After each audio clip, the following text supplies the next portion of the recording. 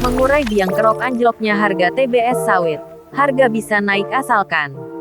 Asosiasi Petani Kelapa Sawit Indonesia (APKasindo) Sumsel menyuarakan agar pemerintah memberikan kemudahan dan kelonggaran persyaratan ekspor crude palm oil (CPO) agar bisa mendongkrak harga tandan buah segar TBS sawit sebagai bahan baku CPO.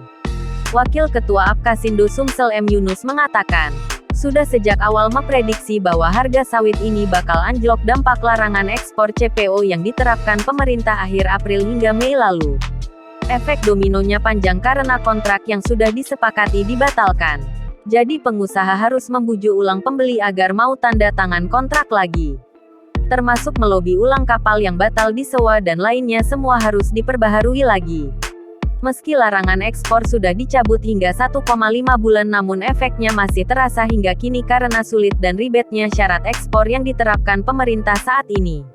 Yunus berharap keran ekspor yang dibuka ini juga dibarengi dengan kemudahan kebijakan. Jangan justru dipersulit karena besarnya biaya yang harus dikeluarkan untuk ekspor membuat daya saing minyak sawit kalah dengan minyak nabati dunia. Seharusnya di saat harga anjlok seperti ini pemerintah bisa memberikan relaksasi biaya operasional ekspor untuk bisa mendongkrak kembali harga CPO sehingga efeknya juga bisa mendongkrak harga sawit di tingkat petani.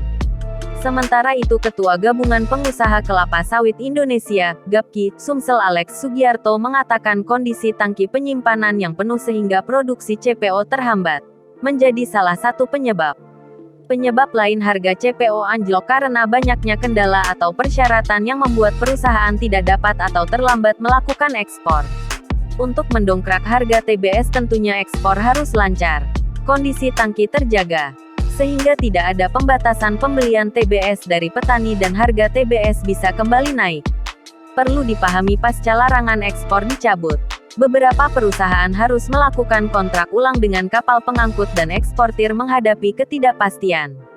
GAPKI meminta kepada pemerintah untuk dapat memberikan relaksasi, karena perusahaan melakukan ekspor sawit dengan harga turun, namun kena beban pajak dan pungutan ekspor besar.